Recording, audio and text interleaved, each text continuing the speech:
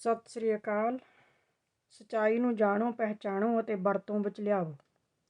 ਸੱਚ ਦੀ ਖੋਜ ਕਰਨਾ ਪ੍ਰਾਚੀਨ ਕਾਲ ਤੋਂ ਮਨੁੱਖ ਉੱਦਮ ਕਰਦਾ ਆ ਰਿਹਾ ਹੈ। ਕੁਝ ਲੋਕ ਤਾਂ ਕਿਰਿਆ, ਪ੍ਰਕਿਰਿਆ, ਪ੍ਰਤੀਕਿਰਿਆ ਅਤੇ ਅਨੇਕ ਸ਼ਕਤੀਆਂ ਦੇ ਸੰਬੰਧਾਂ ਵਿੱਚ ਸੱਚ ਸਿਧਾਂਤਾਂ ਦੀ ਖੋਜ ਵਿੱਚ ਲੱਗੇ ਰਹੇ ਅਤੇ ਕਈ ਇਸ ਪਰਿਵਰਤਨਸ਼ੀਲ ਦੁਨੀਆ ਦੇ ਪਿੱਛੇ ਛਿਪੇ ਹੋਏ ਸੱਚ ਨੂੰ ਜਾਣਨ ਲਈ ਸਾਧਨਾ ਕਰਦੇ ਰਹੇ। ਪਰ ਸੱਚ ਦੀ ਪਰਿਭਾਸ਼ਾ ਹੈ ਜੋ ਚੀਜ਼ ਜਿਸ ਤਰ੍ਹਾਂ ਦੀ ਹੈ ਉਸ ਨੂੰ ਉਸੇ ਤਰ੍ਹਾਂ ਦਾ ਜਾਣਨਾ, ਮੰਨਣਾ ਅਤੇ ਦੱਸਣਾ ਅਤੇ ਵਿਵਹਾਰ ਵਿੱਚ ਲਿਆਉਣਾ। ਇਹੋ ਹੀ ਸੱਚ ਹੈ।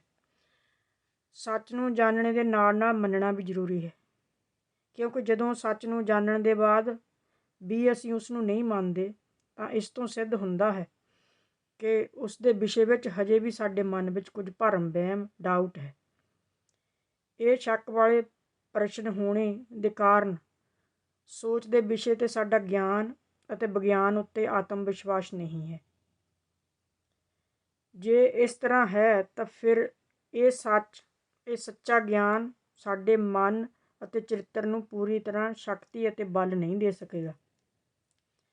ਜੇਕਰ ਸਾਨੂੰ ਇਸ 'ਤੇ ਵਿਸ਼ਵਾਸ ਨਹੀਂ ਹੈ ਤੇ ਇਹ ਸੱਚਾ ਗਿਆਨ ਸਾਨੂੰ ਸ਼ਕਤੀ ਨਹੀਂ ਦੇ ਸਕੇਗਾ, ਪਰ ਸਾਡੇ ਮਨ ਵਿੱਚ ਸਮਾਜ ਬਾਰੇ ਦਰਦ ਪੈਦਾ ਕਰਨ ਵਾਲਾ, ਡਾਮਾਡੋਲ ਬਣਾਉਣ ਵਾਲਾ ਹੋਵੇਗਾ। ਸੱਚ ਨੂੰ ਜਾਣਨੇ ਅਤੇ ਮੰਨਣੇ ਦੇ ਨਾਲ ਸੱਚ ਦੱਸਣਾ ਵੀ ਜ਼ਰੂਰੀ ਹੈ। ਨਹੀਂ ਤਾਂ ਜੇ ਅਸੀਂ ਸੱਚ ਜਾਣਦੇ ਹਾਂ, ਮੰਨਦੇ ਹਾਂ, ਪਰ ਦੱਸਣ ਦੀ ਸਾਡੇ ਵਿੱਚ ਹਿੰਮਤ ਨਹੀਂ ਹੈ, ਤਾਂ ਇਸ ਤੋਂ ਇਹ ਸਿੱਧ ਹੁੰਦਾ ਹੈ ਕਿ ਹਜੇ ਸਾਡੇ ਵਿਸ਼ਵਾਸ ਵਿੱਚ ਕਮੀ ਹੈ। ਇਸ ਲਈ ਸਾਡੇ ਮਨ ਵਿੱਚ ਕਮਜ਼ੋਰੀ ਹੈ। ਅਸੀਂ ਡਰਦੇ ਹਾਂ ਕਿ ਲੋਕ ਸਾਡਾ ਹਾਸਾ ਨਾ ਉਡਾਉਣ, ਸਾਨੂੰ ਬੇਵਕੂਫ ਨਾ ਸਮਝਣ, ਕਿਤੇ ਸਾਡਾ ਸਾਥ ਨਾ ਛੱਡ ਦੇਣ। ਇਸ ਦਾ ਮਤਲਬ ਹੈ ਅਸੀਂ ਸੱਚ ਦੀ ਕੀਮਤ ਹੀ ਨਹੀਂ ਜਾਣਦੇ। ਇਹ ਨਹੀਂ ਜਾਣਦੇ ਕਿ ਸੱਚ ਦੱਸਣ ਨਾਲ ਹੀ ਸਰਬੱਤ ਦਾ ਭਲਾ ਹੁੰਦਾ ਹੈ।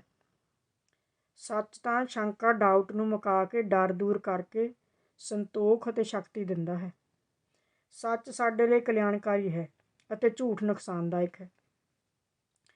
ਝੂਠ ਕੋਈ ਤਾਂ ਬੋਲਦਾ ਹੈ ਜਦ ਚੋਰੀ ਕਰਦਾ ਹੈ ਜਾਂ ਅਪਰਾਧ ਕਰਨੇ ਬਾਅਦ ਬਹੁਤ ਡਰ ਜਾਂਦਾ ਹੈ, ਕਿਸੇ ਨੂੰ ਧੋਖਾ ਦੇ ਕੇ ਆਪਣਾ ਸਵਾਰਥ ਪੂਰਾ ਕਰਨਾ ਚਾਹੁੰਦਾ ਹੈ, ਜਾਂ ਬੇਈਮਾਨੀ ਪਰ ਉਤਰ ਆਉਂਦਾ ਹੈ, ਜਾਂ ਕਿਸੇ ਨੂੰ ਦੱਸੇ ਬਿਨਾਂ ਉਸ ਨੂੰ ਹਾਨੀ ਪਹੁੰਚਾਉਣਾ ਚਾਹੁੰਦਾ ਹੈ, ਜਾਂ ਕਿਸੇ ਨੂੰ ਇਨਫਲੂਐਂਸ ਕਰਕੇ ਆਪਣਾ ਕੰਮ ਨਿਕਾਲਣਾ ਚਾਹੁੰਦਾ ਹੈ। ਅਤੇ ਮਨੁੱਖ ਇਹ ਸਭ ਉਦੋਂ ਹੀ ਕਰਦਾ ਹੈ ਜਦੋਂ ਕਿਸੇ ਦਾ ਨੁਕਸਾਨ ਕਰਨਾ ਚਾਹੁੰਦਾ ਹੈ, ਜਾਂ ਇਸ ਤਰ੍ਹਾਂ ਦਾ ਵਿਵਹਾਰ ਉਹਨਾਂ ਨਾਲ ਕਰਦਾ ਹੈ ਜਿਨ੍ਹਾਂ ਕੋਲੋਂ ਉਸ ਨੂੰ ਹਾਨੀ ਪਹੁੰਚਣ ਦਾ ਡਰ ਹੋਵੇ, ਜਾਂ ਈਰਖਾ ਦੇ ਕਾਰਨ ਕਰਦਾ ਹੈ। ਜਿਸ ਕੋਲੋਂ ਕਲਿਆਣ ਹੋਣ ਦਾ ਵਿਸ਼ਵਾਸ ਹੋਵੇ, ਜਿਸ ਕੋਲੋਂ ਕਿਸੇ ਪ੍ਰਕਾਰ ਦਾ ਡਰ ਨਹੀਂ, ਉਸ ਨਾਲ ਤਾਂ ਉਹ ਕਦੀ ਝੂਠ ਨਹੀਂ ਬੋਲਦਾ।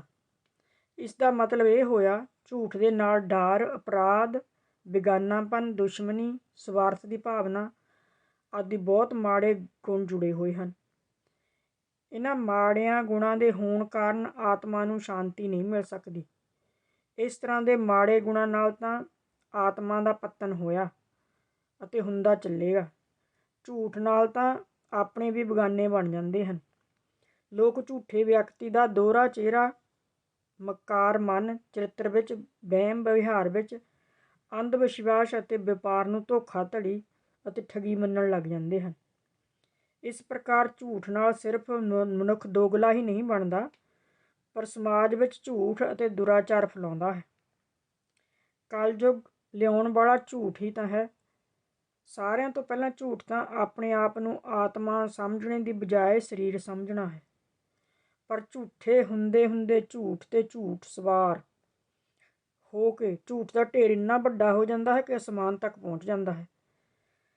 ਜਦੋਂ ਝੂਠ ਦਾ ਬਾਜ਼ਾਰ ਗਰਮ ਹੁੰਦਾ ਹੈ ਤਾਂ ਲੋਕ ਝੂਠ ਨੂੰ ਹੀ ਸੱਚ ਮੰਨਣ ਲੱਗ ਜਾਂਦੇ ਹਨ ਤੇ ਸੱਚ ਨੂੰ ਝੂਠ, ਕਿਉਂਕਿ ਝੂਠ ਨੂੰ ਮਨੁੱਖ ਸਦਾ ਸਜਾ ਸਵਾਰ ਕੇ ਬੜੇ ਜ਼ੋਰਦਾਰ ਨਾਲ ਉਸ ਦੀ ਖੂਬ ਪਬਲਿਸਿਟੀ ਕਰਕੇ ਪੇਸ਼ ਕਰਦਾ ਹੈ।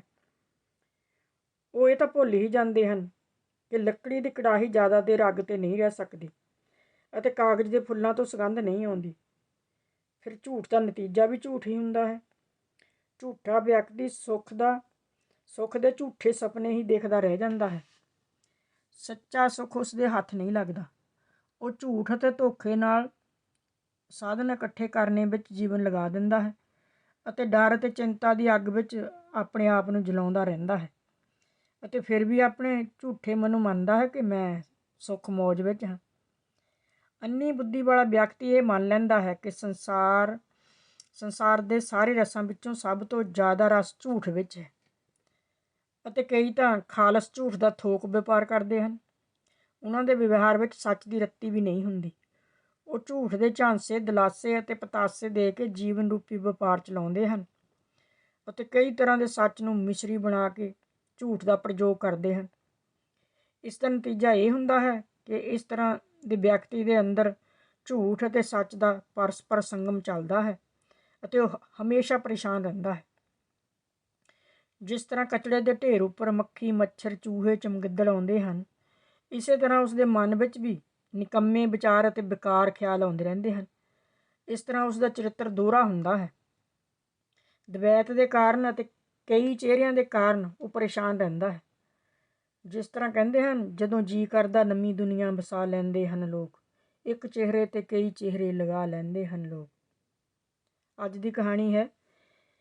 ਇੱਕ ਵਪਾਰੀ ਤੀਰਥ ਯਾਤਰਾ 'ਤੇ ਜਾ ਰਿਹਾ ਸੀ। ਯਾਤਰਾ ਲੰਬੀ ਸੀ। ਰਸਤੇ ਵਿੱਚ ਇੱਕ ਵੱਡਾ ਸਾਰਾ ਦਰੱਖਤ ਆਇਆ। ਯਾਤਰੀ ਨੇ ਸੋਚਿਆ ਇਸ ਦਰੱਖਤ ਥੱਲੇ ਆਰਾਮ ਕਰ ਲਿਆ ਜਾਵੇ। ਜਦੋਂ ਯਾਤਰੀ ਦਰੱਖਤ ਥੱਲੇ ਲੰਮਾ ਪੈ ਗਿਆ, ਉਸ ਨੂੰ ਨੀਂਦ ਆ ਗਈ। ਕੁਝ ਦੇਰ ਬਾਅਦ ਪਰਛਾਵਾਂ ਢਲ ਜਾਣ ਦੇ ਕਾਰਨ ਤੇਜ਼ ਧੁੱਪ ਉਸ ਦੇ ਚਿਹਰੇ 'ਤੇ ਆ ਗਈ। ਉਸ ਦਰੱਖਤ ਉੱਤੇ ਅਨੇਕ ਪੰਛੀ ਰਹਿੰਦੇ ਸੀ। ਉੱਥੇ ਇੱਕ ਹੰਸ ਬਹੁਤ ਹੀ ਚੰਗੇ ਸਾਧੂ ਸੁਭਾਅ ਦਾ ਰਹਿੰਦਾ ਸੀ। ਉਸ ਨੂੰ ਲੱਗਿਆ ਕਿ ਧੁੱਪ ਦੇ ਕਾਰਨ ਯਾਤਰੀ ਦੀ ਨੀਂਦ ਨਾ ਖੁੱਲ੍ਹ ਜਾਵੇ, ਇਸ ਲਈ ਉਹ ਦਰੱਖਤ ਦੀ ਇੱਕ ਟਾਹਣੀ ਉੱਪਰ ਬੈਠ ਕੇ ਆਪਣੇ ਖੰਭ ਖਿਲਾਰ ਕੇ ਉਸਨੇ ਯਾਤਰੀ ਨੂੰ ਛਾਂ ਕਰ ਦਿੱਤੀ। ਜਦ ਕਾਂ ਨੇ ਦੇਖਿਆ ਕਿ ਹੰਸ ਪੁੰਨ ਕਰਮ ਕਰ ਰਿਹਾ ਹੈ, ਤਾਂ ਕਾਂ ਨੂੰ ਈਰਖਾ ਹੋ ਗਈ ਅਤੇ ਉਸਨੇ ਵਿਘਨ ਪਾਉਣ ਦੀ ਯੋਜਨਾ ਬਣਾਈ। ਉਹ ਸੇਵਾ ਕਰਨ ਦੀ ਫਾਰਮੈਲਿਟੀ ਨਾਲ ਹੰਸ ਦੇ ਕੋਲ ਆ ਕੇ ਬੈਠ ਗਿਆ। ਹੰਸ ਨੇ ਵੀ ਆਦਰ ਨਾਲ ਕਾਂ ਨੂੰ ਆਪਣੇ ਕੋਲ ਬਿਠਾ ਲਿਆ, ਪਰ ਕਾਂ ਤਾਂ ਹੰਸ ਨੂੰ ਦੁੱਖ ਦੇਣਾ ਚਾਹੁੰਦਾ ਸੀ। ਕਾਂ ਨੇ ਸੋਚਿਆ, ਮੈਂ ਯਾਤਰੀ ਦੇ ਮੂੰਹ 'ਤੇ ਬਿੱਠ ਕਰ ਦਿੰਦਾ ਹਾਂ ਅਤੇ ਉਹ ਨਾਰਾਜ਼ ਹੋ ਜਾਵੇਗਾ ਅਤੇ ਸੋਚੇਗਾ ਹੰਸ ਨੇ ਬਿੱਠ ਕੀਤੀ ਹੈ। ਉਹ ਹੰਸ ਨੂੰ ਆਪਣੇ ਤੀਰ ਨਾਲ ਬਾਣ ਮਾਰ ਕੇ ਮਾਰ ਦੇਵੇਗਾ ਅਤੇ ਮੈਂ ਬਿੱਠ ਕਰਕੇ ਪਹਿਲਾਂ ਹੀ ਉੱਡ ਜਾਵਾਂਗਾ। ਆਪਣੀ ਇਸ ਯੋਜਨਾ ਅਨੁਸਾਰ ਕਾਂ ਨੇ ਯਾਤਰੀ ਦੇ ਮੂੰਹ 'ਤੇ ਬਿੱਠ ਕਰ ਦਿੱਤੀ। ਯਾਤਰੀ ਨੂੰ ਜਾਗ ਆ ਗਈ ਅਤੇ ਉਸਨੇ ਸੋਚਿਆ ਹੰਸ ਨੇ ਬਿੱਠ ਕੀਤੀ ਹੈ, ਕਿਉਂਕਿ ਕਾਂ ਤਾਂ ਪਹਿਲਾਂ ਹੀ ਉੱਡ ਗਿਆ ਸੀ। ਗੁੱਸੇ ਵਿੱਚ ਆ ਕੇ ਯਾਤਰੀ ਨੇ ਆਪਣੇ ਬਾਣ ਨਾਲ ਹੰਸ ਨੂੰ ਮਾਰ ਦਿੱਤਾ, ਅਤੇ ਦੂਰ ਬੈਠਾ ਕਾਂ ਮਨ ਹੀ ਮਨ ਪ੍ਰਸੰਨ ਹੋ ਰਿਹਾ ਸੀ। ਕਾਂ ਆਪ ਤਾਂ ਕੋਈ ਚੰਗਾ ਕੰਮ ਕਰਕੇ ਦੁਆਵਾਂ ਕਮਾਉਣੀਆਂ ਨਹੀਂ ਚਾਹੁੰਦਾ ਸੀ, ਪਰ ਉਹ ਹੰਸ ਨਾਲ ਈਰਖਾ ਕਰਦਾ ਸੀ ਕਿ ਹੰਸ ਸਭ ਦੀਆਂ ਦੁਆਵਾਂ ਦਾ ਪਾਤਰ ਕਿਉਂ ਹੈ। ਆਪ ਚੰਗੇ ਗੁਣ ਧਾਰਨ ਕਰੋ ਅਤੇ ਚੰਗਾ ਆਚਰਣ ਬਣਾਉਣ ਦੇ ਨਾਲ ਕਪਟੀ ਲੋਕਾਂ ਤੋਂ ਸਾਵਧਾਨ ਰਹਿੰਦੇ ਹੋਏ ਉਹਨਾਂ ਦੀਆਂ ਮਾੜੀਆਂ ਚਾਲਾਂ ਤੋਂ ਬਚੋ। ਕਾਂ ਵਰਗੀ ਬਿਰਤੀ ਵਾਲੇ ਲੋਕਾਂ ਨੂੰ ਆਸਤੀਨ ਦਾ ਸੱਪ ਕਿਹਾ ਗਿਆ ਹੈ। ਸੁਰੱਖਿਅਤ ਸਮਾਜ ਬਣਾਉਣ ਵਾਸਤੇ ਈਰਖਾ ਖਤਮ ਕਰੋ ਅਤੇ ਮਾੜੇ ਗੁਣ ਤਿਆਗ ਦੇਵੋ। ਕਪਟੀ ਲੋਕਾਂ ਦੀਆਂ ਚਾਲਾਂ ਤੋਂ ਬਚਣੇ ਲਈ ਉਹਨਾਂ ਦੀ ਲਾਈਫ ਦੀਆਂ ਸਟੋਰੀਆਂ ਅਤੇ ਉਹਨਾਂ ਦੀ ਯਾਦ ਮਨ ਵਿੱਚ ਨਾ ਲਿਆਵੋ। ਚੰਗੀਆਂ ਪ੍ਰੇਰਨਾਵਾਂ ਦੇ ਕੇ ਸਮਾਜ ਦੀ ਰੱਖਿਆ ਕਰੋ ਅਤੇ ਹਮੇਸ਼ਾ ਸਾਵਧਾਨ ਰਹੋ। ਰਾਖਸ਼, ਆਸੁਰ ਅਤੇ ਦੈਂਤ ਉਹਨਾਂ ਲੋਕਾਂ ਨੂੰ ਹੀ ਕਿਹਾ ਜਾਂਦਾ ਹੈ ਜੋ ਸਮਾਜ ਨੂੰ ਸ਼ਾਂਤਮਈ ਜੀਵਨ ਜੀਣੇ ਦਾ ਮੌਕਾ ਨਹੀਂ ਦਿੰਦੇ। ਵਿਸ਼ਵ ਨੂੰ ਸੁੰਦਰ ਅਤੇ ਸ੍ਰੇਸ਼ਟ ਬਣਾਓ। ਸ੍ਰੇਸ਼ਟਤਾ ਤਾਂ ਹੀ ਆਵੇਗੀ ਜਦੋਂ ਝੂਠੇ ਲੋਕਾਂ ਦੀਆਂ ਝੂਠੀਆਂ ਚਾਲਾਂ ਤੋਂ ਮਾਨਵਤਾ ਦੀ ਰੱਖਿਆ ਕੀਤੀ ਜਾਵੇਗੀ। ਸਤਿ ਸ੍ਰੀ ਅਕਾਲ।